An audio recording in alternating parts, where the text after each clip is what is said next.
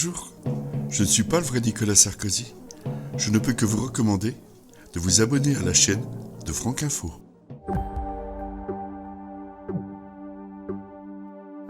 Bonjour à tous, bienvenue sur Franquinfo, ravi de vous retrouver. Nous sommes lundi 13 décembre. Bien. C'est triste, très triste je trouve. Cette oppression, cette atmosphère d'obligation vaccinale, de peur, de 4e, 5e vague, 6e vague. Enfin bon, je suis pas emballé. Tous les mensonges qu'on nous raconte sur divers sujets, bien entendu, politiques, économiques, bref. Je vous mets un petit peu de lumière avec ce sapin. Et puis on va parler de... Je suis assis, heureusement. J'ai vu des extraits du meeting d'Anne Hidalgo à Perpignan, hier. Et elle a comparé le sort des Juifs des années 30 à celui des musulmans d'aujourd'hui. Oui, tout à fait, elle a osé. Hein, un ramassis de démagogie, de récupération infecte des crimes passés pour tenter de prendre quelques voix à des électeurs français musulmans, si on peut dire. Quel manque de respect pour les Juifs encore survivants de cette époque, aucune dignité pour cette femme. Elle tapine au grand jour, sans retenue, hein, ça vomir. Rappelez-vous d'ailleurs à Paris, quand elle a inauguré l'allée Mireille Knoll, je crois, elle avait bien évité de dire que c'était un crime islamiste. Hein. D'accord. Voilà. Donc, oser comparer le sort des Juifs des années 30 à celui des musulmans d'aujourd'hui est d'une grossièreté à la hauteur de son incompétence. Bon sang, lisez les livres d'histoire et laissez les Juifs tranquilles. Elle est nulle. Les paroles, les gestes, le cinéma, rien n'est sincère, rien n'est écoutable. Vraiment, le Parti Socialiste est tombé vraiment bien bas. Bon. Voyez, vous allez voir ce propos d'Hidalgo qui relève d'une ignorance de l'histoire, d'un certain antisémitisme d'ailleurs, et d'une débilité visible. Est-elle conne? Elle fait exprès ou elle a de mauvais conseillers? Je présume que les Juifs de 1930 auraient aimé être traités comme les musulmans de 2021. Hein.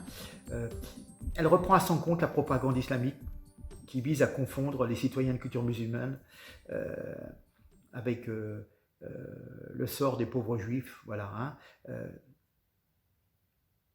Elle fait cause commune avec ces fanatiques qui veulent abattre notre République. Oui, comme Mélenchon d'ailleurs. Hein. Ils sont dans le camp des ennemis de nos valeurs démocratiques, laïques et chrétiennes aussi, hein, on peut le dire. Voilà. On va passer cette vidéo. Je vais vous passer cette vidéo donc de hier après-midi, dimanche à Perpignan. Ce langage des années 30 qui honnissait l'étranger, qui exaltait la haine des Juifs, il l'applique aujourd'hui à qui? Aux musulmans, dans une vision séparatiste, essentialiste, communautariste et en diabolisant l'islam. Non, cette France qui recule n'est pas la nôtre. Non, cette nation confite dans une nostalgie agressive n'est pas la nôtre. Non, cette France au passé falsifié n'est pas la nôtre. Je ne laisserai pas désigner nos compatriotes musulmans comme les boucs émissaires de la crise française. Vous avez vu? On s'aperçoit que c'est un parfait discours communautariste, diviseur, comme l'ont toujours d'ailleurs pratiqué les socialo-mondialistes, mais alors là, c'est vraiment la couche ultime. Hein. Comment peut-on comparer une communauté discrète à une autre qui égorge, poignarde, roule sur des gens ou les mitraille au nom d'une religion et de la haine des Blancs? On ne peut pas faire mieux d'ailleurs dans la démagogie. Hein. C'est incroyable.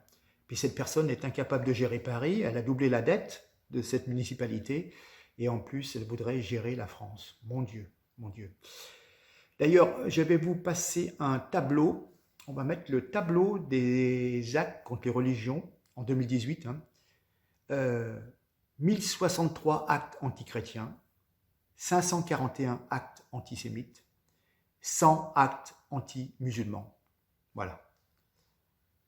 Et dans les actes anti-musulmans, il y a plutôt parfois des tranches de jambon placardées sur la porte, mais à part ça, bon. Ça en dit long. Ça en dit long sur la vérité, les actes, les faits, les statistiques. Alors, on va se rappeler quand même que Anne Hidalgo était franco-espagnole.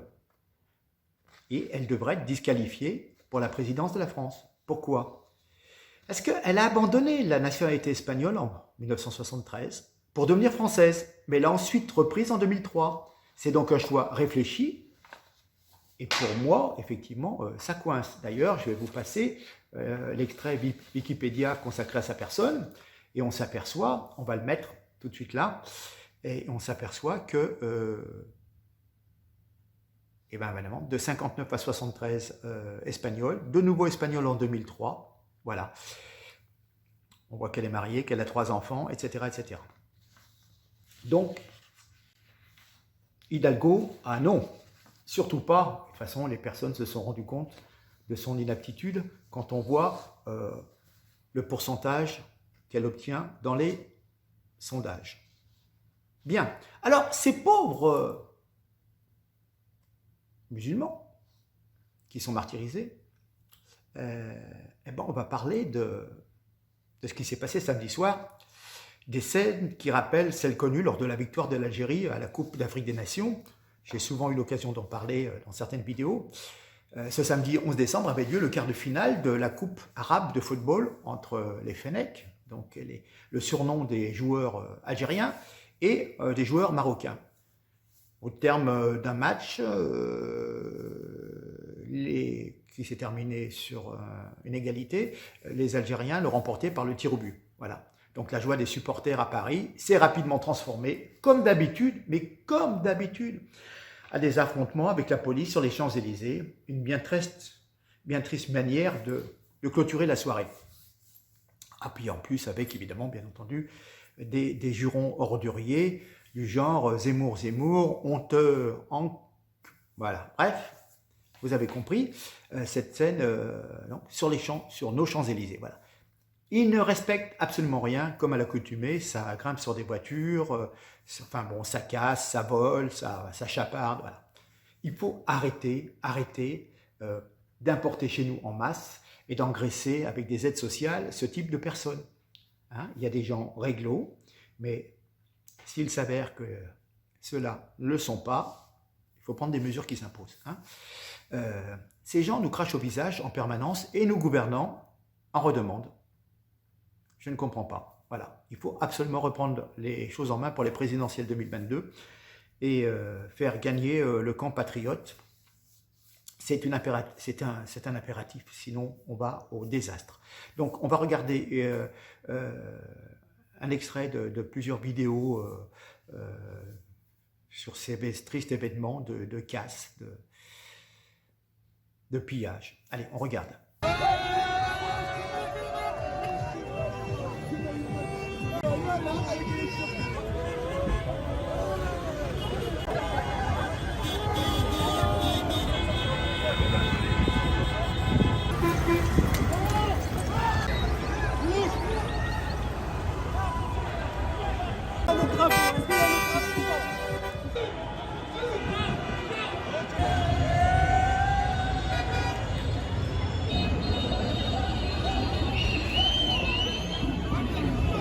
Vous êtes content? Ouais, bien sûr. On a gagné le Maroc, bien sûr. Pour ça, on est content. Pourquoi vous êtes content?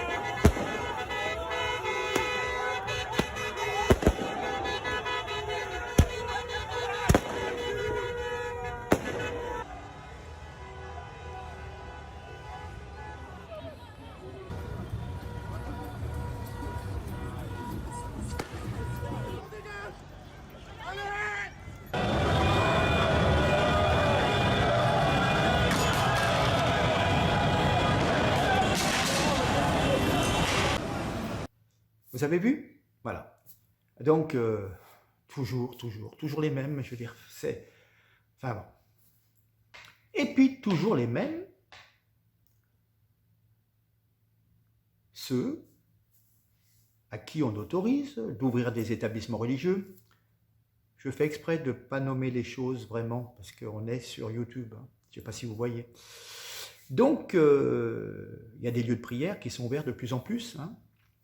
Et ces personnes, donc on tente parfois de bloquer carrément une rue et de prier dans la rue, menacent des processions sur le Coran, je vais t'égorger à Nanterre, voilà, des catholiques en procession, hein, victimes de menaces. C'était mercredi 8 décembre, une trentaine de fidèles de la paroisse des Fontenelles, et ils ont fait l'objet de menaces, de mort et d'insultes, couffards, mécréants, bande de putes, vous n'êtes pas chez vous, leur ont notamment lancé leurs agresseurs, et on a même menacé le curé d'égorgement. Voilà. Hein.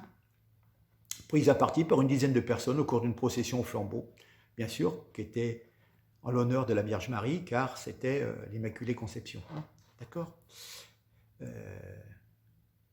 Et au cours de cette vive altercation, des insultes, des menaces, voilà, à l'encontre du clergé, des paroissiens, du curé. Et donc, du coup, ils ont renoncé avec des prières et ils ont regagné au plus vite le point d'arrivée de la procession. Voilà. Alors, bon, au bout de 2-3 jours, Darmanin vient nous dire oui, c'est inacceptable. La liberté de culte doit pouvoir s'exercer en toute sérénité dans notre pays, soutien aux catholiques de France. Oui, ben, ouais, on est d'accord. Et puis la procureure de la République adjointe nous a dit ces infractions sont aggravées par la circonstance que les faits ont été commis en raison de l'appartenance des victimes à la religion catholique. Voilà. C'est-à-dire que si on vous menace de mort, mais que ce n'est pas pour des raisons religieuses, c'est moins grave. On vous menace de mort, je veux dire. Mais bon. Voilà. Écoutez, c'est quand même des choses pas très reluisantes sur tout ce qui nous entoure. Hein. De Hidalgo en passant par les déprédations et puis par les menaces sur des processions. Franchement, pour le peu de processions qu'il y a en France. Voilà. Je vous laisse, allez, un petit peu de lumière, là ça clignote, et je vous dis à très bientôt, en tous les cas, et puis je vous demande de partager impérativement sur vos réseaux sociaux, de vous abonner, éventuellement nous apporter une aide financière. Tous les éléments sont dans les liens qui sont en dessous dans la description et dans les commentaires. Ok, je compte sur vous. Allez, je vous dis à très bientôt. Je vous salue, chers amis. Mesdames, je vous fais un petit bisou, en respectant les barrières de protection. Non, mais avec du gel, avec du gel. Du gel sur les lèvres. Ouais. Bref, enfin, bon. Allez, trêve de plaisanterie. Je vous dis à très bientôt. Merci. Au revoir.